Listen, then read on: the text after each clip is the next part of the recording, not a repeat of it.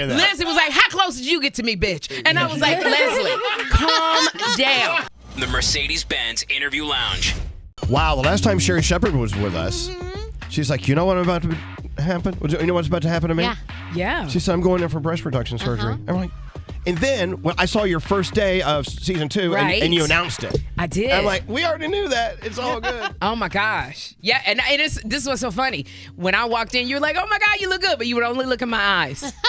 Like you were afraid to look down. Looked right at him. Yeah, but both of y'all, all the ladies were like, girl, they look amazing. They look good. You would not look, you can look at them. I'm looking right now. They're so pretty. They are really beautiful. are. They are beautiful. When I tell you. I remember you saying, so what's it like? Because I had it done. You're like, Yes. what's the recovery? Blah, blah, blah. And then you went, I'm so And I got happy it done. for you. Can I tell you, first of all, a breast reduction, it feels so different. Like I feel lighter, and then I got to watch what I eat because my breast was covering my stomach. So now I was gonna hit that taco bar with a vengeance because when I have bigger breasts, no. When you're double D's and triple D's and F's and things, you can't see the taco stains. Nothing. You can't see where it's going. But now because I don't have them, it doesn't.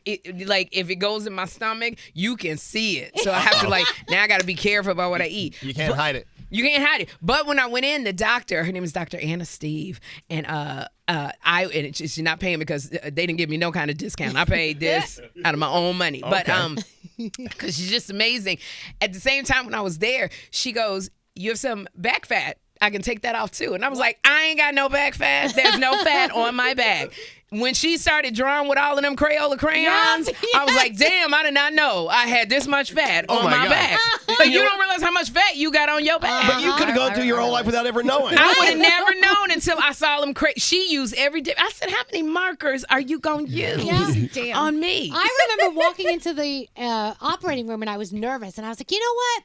I think I've changed my mind. She puts up the pictures of my breasts, because they take the pictures. And I went, let me get on that table. Girl, let me tell you, when you see the before and after, when she takes the before picture, I did not know they were that big. I'm so used to having a bra hoist them up. Right. And when I saw them, I was like, how does anybody lift these? How did I lift these?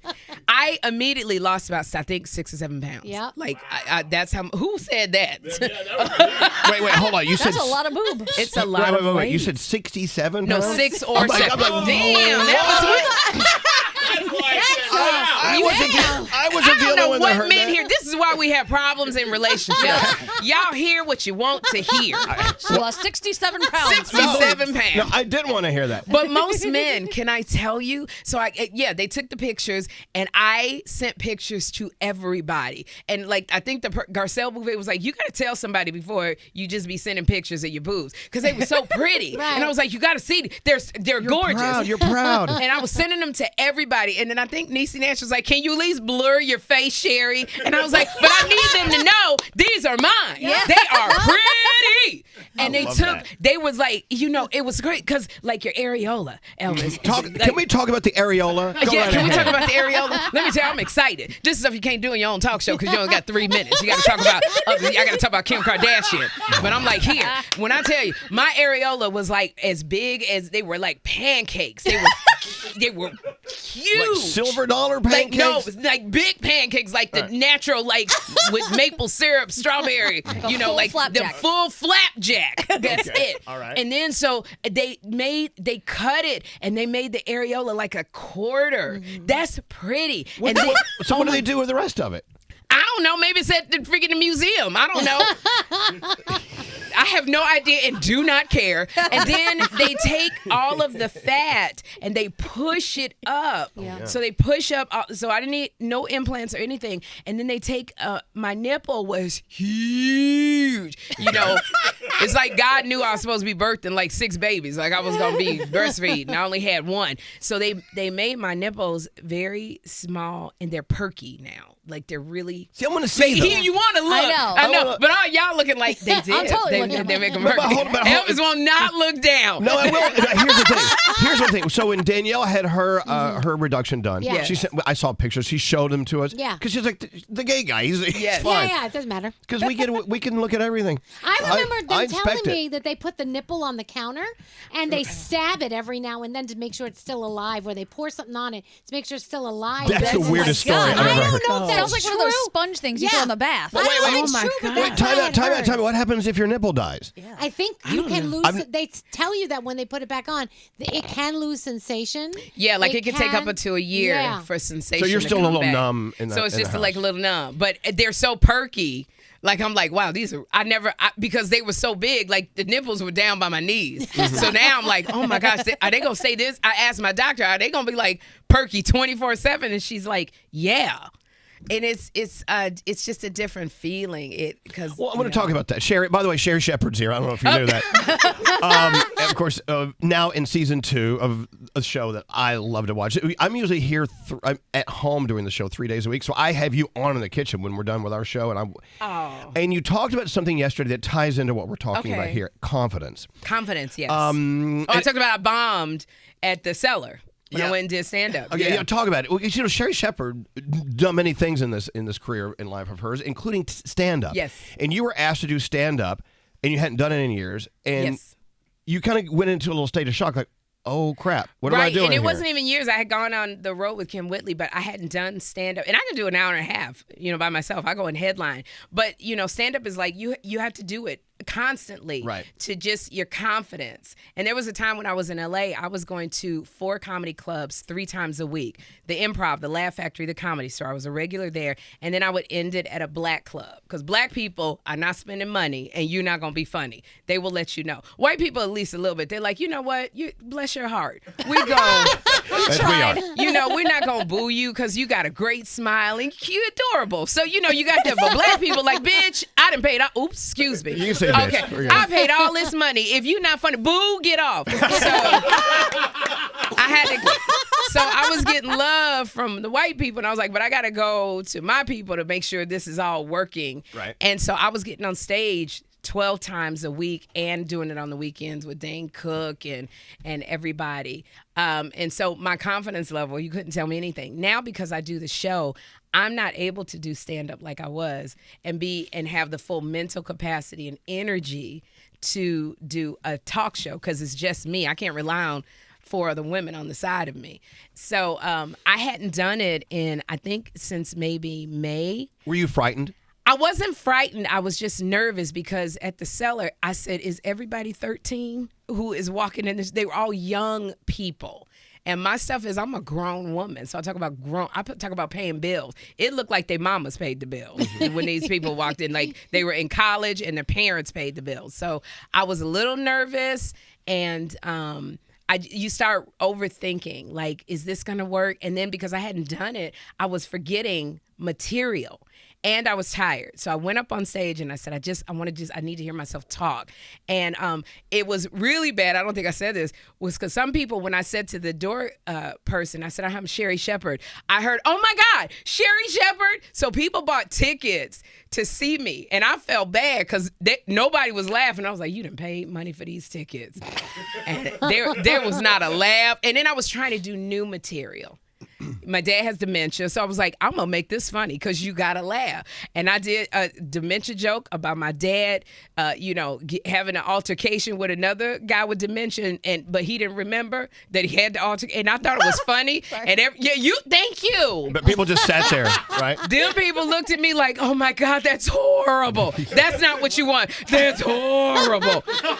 And I said, apologizing to you. I'm so sorry. Yeah, they were like, they were like, oh my God, I'm so sorry. And I said, okay, I'm going to work on that. And I said, well, then let me tell you about my son. He got autism. They were like, oh my God, your life. And I said, okay, this is going downhill fast. Sherri. Downhill fast.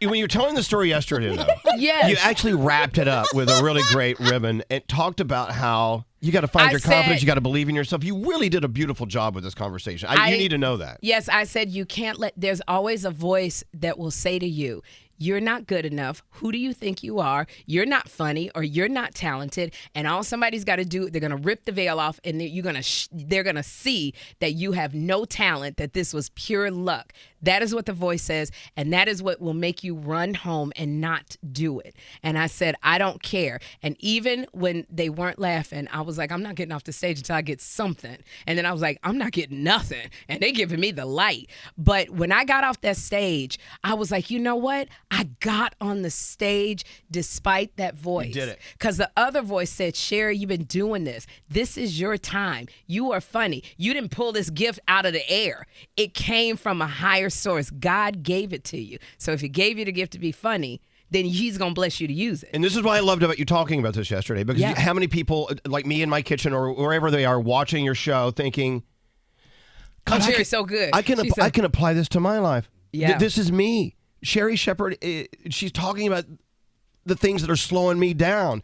And I just think you handled that beautifully. Let me tell you a story. So I don't know if you met Shelly Flash, Two Girls Cook Shop, that brought these incredible tacos. Oh my, I just did. I want her to Her story is incredible. She and her daughter, they used to go to all these culinary events, and they would clean up at the end of the night after these chefs. She came to the New York City Wine Food Festival on tacos and tequila night, and damn it, if they didn't win the competition. Oh my God. And that night, she went from being, okay, I'm trying to make it in this business, to here we go. And one thing she said about finding her confidence that night, she said, when we were announced the winner, she said, our posture It changed. went up. Yeah. And so I wonder, and I bring this back to you and your new life with new boobs. And that's definitely new posture. Yeah, the new posture. But there is a level of confidence that you allowed yourself to experience because of this surgery, you know? Just all of that. And by the way, in taking the risk at the comedy club, I went back to the cellar yesterday. I had 15 minutes. Yesterday, they gave me 10. I said, oh, they going to cut my time. All right, let me. Well. And I said, I am not nervous. And I walked on that stage, and I slayed like you have never seen anybody slay That must before. feel really good, Oh, my right? gosh. It was people going, oh, my God, Sherri, I love you so much. Same 12-year-olds over in the crowd. I love you so much, Sherri. And I said my age, and they were like, oh, my God, you look so good. And I was like, I know I do. And the girl screamed, I love you. And I was like, I know you want me. You know. I killed so hard. The comics were like, there was a great set. And I was just like, and I told my girlfriend, you just have to keep coming back. You can't say, oh, because I did bad, I'm not good. You got to get up, brush your shoulders off. Don't beat yourself up. Get back up. And I would have never done that. And so I felt so good. I didn't go to bed till 3 a.m. because I was like, I killed that club. So, yes. But it's the fire within that actually made you great that night. It really was. It was like tuning into who are you and what are you bringing, and you do bring something, Sherri. And so yes, and I guess getting the breasts, it has done something. Look, as you're listening to this, you don't have to go out and get new breasts. I mean, there are ways in your life where you can give yourself the gift of confidence. Hey, I got Jenna on the phone, calling from Wheeling, West Virginia. Jenna, say good morning to Sherri Shepherd. What do you want to talk about? Good morning, Sherri. Hi, Jenna. Hi. So the Google gods are probably judging me right now because I sure am Googling before and after pictures of your boobs. They look amazing. There you go. Thank you. And now I know Elvis just said that we don't have to go out and get them, but I've already texted my husband. He told me to set the date. Now, interesting, Jenna, because most men, when I told them, they were like, why are you doing that? You ain't got to cut. And I'm like, it's not for you. Right. Men get so disappointed because they're like, they want to hold. Now you want to hold them. Now you want to cry in them. Now you want to worship them. When you tell a man you about to get them cut off, all the comments are like, man, they gone. Oh, man. So I'm glad your husband is being supportive. I thought they used to say more than a handful's a waist or more than a something's a waist. That's what they said. But no, when I told everybody a man, they were like, why? Why? Yeah, they do that. They were like Florida Evans. Damn. That's an excellent call from you, Jenna. And I'm glad your husband's nice and supportive. too. Set the date, he said. Set the date. All right, you got a good guy. He's got a great woman, Jenna. Thanks for listening to us. Thank you. Bye. I love these texts. Googling before after picture. Sherri, I effing love you. I needed this message badly. I've just come back to being a screen actor after hibernating with my kids. I'm feeling you so much. Thank you. Oh. I mean, the texts go on and on and on. I mean, Absolutely. it's so true. Like you have to say. I always tell people, if you want to know like what your purpose is and who you are, sit in a room full of your closest friends in the middle of the room in a chair and let them tell you everything that they love about you, and lean into that. Lean into that for those times when that voice never leaves you, but sometimes you can lock her out of the house. That tells you you're not worth it and you can't. Who do you think you are that you can do what they do, that you can start that business? Because she will always be there, or he. But the thing that drowns out that voice is if you're consistent. If you start. I've never written before. Well, just start. I don't know what to do. Just start. And the more you do it, the more it can drown out that voice of you don't deserve it. Amen. Let's talk about 4 daytime Emmy nominations, shall we? Oh my! And can I tell you, I have my whole team my whole team was with me. We're all nominated for Emmys. Yay! My hair and makeup, my digital, Tori, who's here with the digital, nominated for hair and makeup, and me. Everybody's nominated for hair and makeup. If they win, it's gonna be a nightmare over at that daggone show. Well, I hope they do. Let me tell you, it is nothing like somebody who's never been nominated and then they win. Oh my gosh, it's gonna be a bunch of monsters. They're gonna have lawyers negotiating their contracts. I love it. So, I mean, you already have an Emmy for The View, right? Yes, I have an Emmy for The View. So look at you. I mean, I'm excited. And you know, and this is why it's a gift that you're with us. I'll tell you why. Because we all need to hear this. We all need to hear someone that is just radiating this heat and this passion, and we want to hear it. We're hearing you, and we need it. Everyone needs it. You got to keep in mind.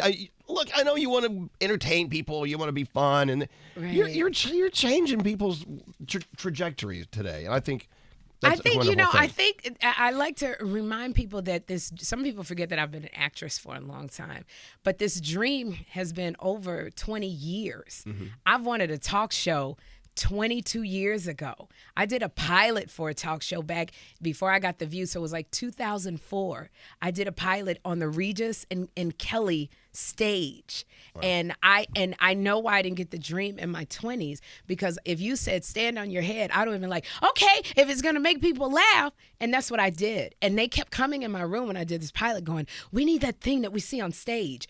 I didn't know what they were talking about because I didn't know who I was. So he had to prepare me. And for me, it's God, because I'm very spiritual. He had to prepare me. So everything that I did, doing The View, I had to work with a woman who was very hard on me and learn how to deal with a person that's difficult, who's demanding. That was Barbara Walters. I love her because I cried, but I learned to not take stuff personally. I had to learn to not take social media personally, because on The View, Joy said to me, Joy Behar, when you open your mouth, half the world's just going to hate what you say. So I had to learn all that. I had to go on a Dish Nation and learn to do a prompter. You can't beat me for reading a prompter, because I put out my jokes on prompter for my show. Mm-hmm. But you can't tell I'm reading my jokes on the prompter. So all of this stuff was just preparing me for the moment at 55 years old to get this dream. So when people think it's over, oh my God, I'm too old. No, you're not. It may be you're not ready, but take the leap and get prepared. Just start. Stand up. You gave me a great visual. Standing on your head on stage before the operation. You should not have done that. I should not have done it. Secondly, but I sure did try. A text. Thank you, Sherri. I needed to hear this morning. I've been struggling with imposter syndrome since landing my dream job, and you make me feel like, bitch, you got this. That's what your son needs to be in your cubicle or your office. Bitch, you got this. There you go. And we were just talking about, Nate and I were talking about this the other day, that within the tools you have, self-esteem and confidence is the most important thing. Of course, outside of health. But if you have confidence and you believe in yourself, you convince other people to believe in you, whether they did or not. When you doubt yourself, people feel that. They can pick up on the sadness or the lack of self-esteem and all that. And it's just a disservice to yourself. But if you walk in the room, how many times have we seen people not really qualified to be doing what they're doing, but they sit there and they look you in the face and they're like, no, I'm good at this. I can do this. And we all just say, okay. As women, we have a problem with that, because men, y'all, and I'm not saying you, Elvis, but a man could go in there, don't know what the heck he talking about, but he walks in with that doggone bravado and swag, and women, we have a hard time doing that. We have a hard time bragging about our accomplishments. We have a hard time doing that. But even if you don't have the confidence, act as if. Stand in front of that mirror and say things like, no, not I'm sorry, I can't. No, That doesn't work for me. Do that kind of thing. And so, because it's not like I'm confident every day. Before that door opens, I'm praying like crazy. I have no jokes. I'm all over the place. Oh my gosh, I got this, Willie didn't put me in this outfit and I don't feel like I can pull it off. Oh, I'm knock needed. I don't have any hips. I go through the gamut. We're going to have a good time. No, we not. No, we not. You talk yourself out of it. You can talk yourself out of it. And everybody knows behind the stage, Sherri can be, but then I calm myself because I also go, it's not about you, Sherri. The audience who is watching and the audience that's sitting there, they need joy and laughter and fun because they're going through stuff. So if you take it off of you, give them that. Be of service. And then I go, and Lord, give me some jokes. But I was sitting there interviewing Lorenz Tate, and I said, who is this? What is his name again? I'm 56. Shit, sometimes there's something I can't remember. A hot flash in the middle. Hold on, I had to push a dump button. Oh, I'm sorry.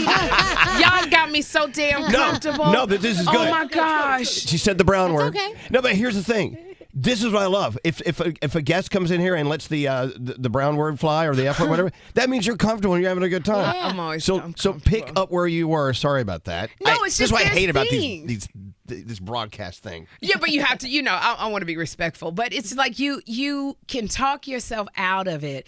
And if you can take it, Whoopi Goldberg said this, take it off of yourself because it's about who you're being of service to people. You got to take them on a journey. And that's what so I start, when they're singing the theme song, I start praying for the audience who's watching me on TV, the audience who's sitting out there that will see me live, the person that's having coffee. I pray that they'll be better than when they came. And I pray that they'll be able to get a little bit of the joy from me to be able to go out and face the day. Wow. And then I forget about, oh, you're knock needed. Oh, you don't have any hips. Oh, the skirt's not fitting you. Oh, you got a little bit of, a little bit of a stomach. I don't even think about that. I go, how can I service this audience when I'm looking in that camera? Being of service. Awesome. Look at the list of things we've talked about today. Being of service, learning to say no. Just being confident in yourself. And I love having you here. And I will tell you this, between season 1 and what I've seen so far in season 2, 3-4 days? 3 days? Different show, in my opinion. I don't know if is that a bad thing to say? No, it's not, because we hired a bunch of new people because I came in and I had a vision and I needed people. Sometimes when you're somewhere too long, you get complacent, you get comfortable. And I needed people to be as fired up as I was, because I tell my crew and staff the first day, I said, it's an honor for us to be on the air. There are talk shows that could not come back. Mm-hmm. And we didn't have WGA writers. So we were allowed to come back. Do you understand? We all have a job. We have a crew. You are working. It's not rocket science. All we got to do is make people feel good. We could be at a grocery store bagging groceries, but we get the privilege of making people feel good. So I said, when you feel like you want to complain, we got a job. And it's a really wonderful, from the camera crew to the producers. And so everybody is fired up and they're excited. So thank you. From then I would have caught that damn COVID. Ain't that about a blip? Ain't that about a blip? I was like, somebody didn't gave me COVID. How many times did you get the COVID? I got COVID when I filled in, when I was filling in for Wendy. That was the first time. Mm-hmm. They decided to have a Christmas party. And they was like, it'll be all right. I said, somebody gave me that damn COVID at their Christmas party. Throw it on fire. Then they had to put me up in a hotel for a whole week. And then the last time when I ended officially for the summer and I knew I was going to have a talk show, got COVID again. My son was like, okay, what is wrong with you? I had to send her back home on a plane. I got COVID again. And then I was on the show. I'm the only one on the Sherri show that got COVID. Do you know what it's like to have to call people, your guest, John Batiste, who's about to go to Paris, and oh my God, he's amazing, and tell him I got COVID. I got to call Julie Chen and tell her I got COVID. When I had to call Leslie Jones, she was like, bitch, what? That daggone Leslie Jones was like, I got a whole tour I am going on. Did you hug me, Sherri? I was like, calm down, Leslie. She was like, no, because I'm about about to come over there and kick that COVID out your ass. Did you hug me, Sherri? I couldn't hear her saying that. Leslie was like, how close did you get to me, bitch? And I was like, Leslie, calm down. She was like, no, I'm not calming down. Now, that Leslie you saw on the show with the pretty yellow dress on, being all, no, sir. When I was on the phone, I was like, hey, girl, hey, I got something to tell you. She's like, yeah, we was good. That was good. Girl, you know I love you. That sisterhood is everything. I said, I got COVID. She's like, oh, no, bitch, you ain't got no COVID. I know you ain't telling me. I know right now, I know you not telling me that you got COVID and that you could have gave it to me. Is that what you saying to me, Sherri? And I'm sitting here like, I'm sick and I got to fight this girl. Oh, my God. Leslie Jones, Michelle Buteau was like, girl, it happened. She had a panic attack because she was like, I'm going on like to London to do stand-up. But everybody was cool. John Batiste was like, Sherri, you know I love you. I love, girl, I'll be fine. I'll be all right. You know, he just started like jazzing on me on the phone. That Leslie Jones, and she was like, you know, I just don't appreciate, because you could have told me that you had COVID. Bitch, I didn't know I had COVID. I keep trying to tell you I had no symptoms, Leslie Jones. And she was like, you know what, now that I'm thinking, every day, she was like, you know what, now that I'm thinking about it, you was up in my dressing room, came and hugging on me. I was like, Leslie, I didn't know I had COVID. I'm texting furiously. I didn't know. Girl, I would never hide this. That's why I'm calling everybody. I'm not sneaking around. She was like, you know, I just feel like I'm going to whoop your ass, but I got to go on tour. I got to do this. You know, I done tested negative every day. She's like, I done tested negative today. I was like, Leslie, I swear to God, y'all bar Leslie. Put her face all over the wall. Leslie Jones is not allowed nowhere 10 feet around me because she want to fight. So she is fine. Now you got me all scared. If she gets COVID a month from now, she's still going to blame you. She's still going to blame me. Maybe a year I said from this now. friendship with Leslie Jones and I think it did come to, what did Boys and Men say? We didn't come to the end of the road. Leslie Jones, but now her book is number 13 on the New York, and I was like, yeah, now, see, all right, now your book is number 13 on the New York Times bestseller list. She said, yeah, but you still almost gave me COVID. No, you Almost. I said, oh my God. So then when I look back on it, I look back at our clip, Leslie, here she is. She kept going, girl, you was amazing. All that breath was, I said, Leslie gave me COVID. Leslie Jones gave me daggone COVID. How ironic is that? Leslie, I love you. Sherri, having you here is just a gift. And thank you so much for coming in. Oh, my God. I got the light. You warm. No, I got the light. You can stay all day if you want. I'm telling you, you really woke us up. Okay. I do scream a lot. I get excited. That's and okay. I scream. These microphones are built for screamers. They have a sign when I'm on my show, and they'll say, stop screaming. And that means I'm just having a good time when I start screaming. No, whoever has that sign, that should be let go. No. Yeah. Never, ever let them do that. Two requests. Yes. Number one, Mikey Russo, my best friend. I know you. My wedding planner, yes. Mine too. Oh. The marriage didn't last, but that friendship is forever. There you go. He and Richie are good friends of mine. And I want you to stop off and meet Shelly Flash, Two Girls Cook Shop on the way out. I did. I want her to come on my show and share her story. Yeah, her story. My gosh. So you heard the story. It's amazing. You told me the rest. She didn't tell me all of that, but you told me, and now I really want her on the show. Because at first I wanted her to come and like cook for the crew. I want her on the show. You do. Yeah, I want her on the show. You do. She's got an amazing story. She's going to inspire. You're amazing. Season 2. It's Season going on. 2. We got new boobs, new season. Everything. Yes. And wait till you see our Halloween show. Can you tell us who? I'm not telling you, but you better, girl. That just shut the room down. You better, honey. We not playing around. Yeah. Danielle's going to show up in full costume. I know, right? Please, a round of applause for Sherri Shepherd. Thank you so much. You are so amazing. The Mercedes-Benz Interview Lounge.